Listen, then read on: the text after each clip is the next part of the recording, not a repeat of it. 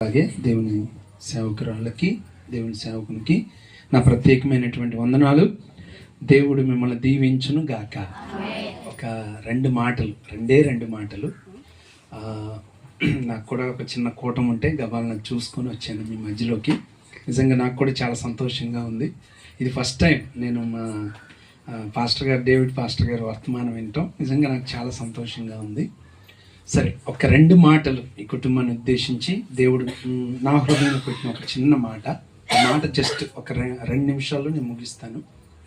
చూడండి, సహజంగా మనం ఏదైనా కూడిక పెట్టుకుంటున్నాము అంటే ఒక ఆలోచన ఏంటంటే దేవుడు నా జీవితంలో గొప్ప కార్యం చేశాడు, దానికి ఒక కృతజ్ఞతగా, ఒక మేలుకరంగా, ఒక ప్రమాదం నుండి దేవుడు నన్ను తప్పించాడు, ఒక ప్రతికూల పరిస్థితిని ఒక అనుకూల పరిస్థితిగా దేవుడు మార్చాడు.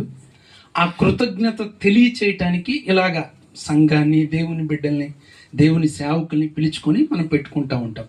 మంచిదే. అయితే ఒక 2 మాటలు అన్నాను కదా.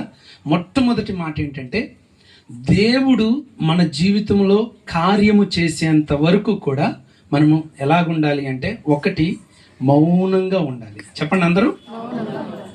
ఒకటి దేవుడు కార్యం చేసేంత వరకు ఎలాగుండాలి? రైట్. తర్వాత రెండో మాట ఏంటంటే, కార్యము చేసిన తర్వాత మౌనంగా ఉండకూడదు. అర్థమైందా మీకు? ఒకటి, దేవుడు మన జీవితంలో కార్యం చేసేంత వరకు ఎలాగుండాలి? మౌనంగా ఉండాలి. రెండవది, దేవుడు కార్యం చేశాక ఎట్టి పరిస్థితుల్లో మౌనంగా ఉండకూడదు. జాగ్రత్తగా వినండి ప్రియమైన దేవుని బిడ్డలారా, నేను ముగిస్తాను.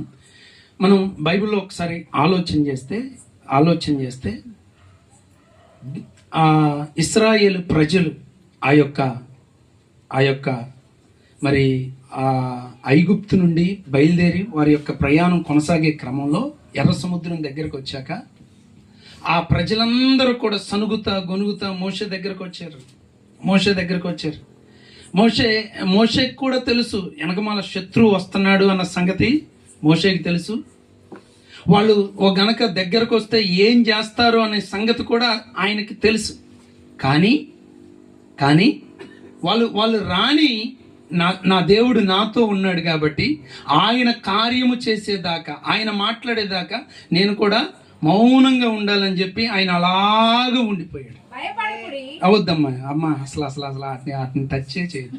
నా గ్రీటింగ్సే కాబట్టి గ్రీటింగ్సే, దాంతోపాటు ఒక మాట అంతే. జాగ్రత్తగా వినండి, తప్పుగా అనుకోమాకండి. ఏమంటానంటే ప్రియమైన దేవుని బిడ్డలారా, దేవుడు నీ జీవితంలో ఏదైనా చేయగలడు. కాకపోతే ఏంటంటే కొంత సైలెంట్, అది చాలా పవర్ఫుల్.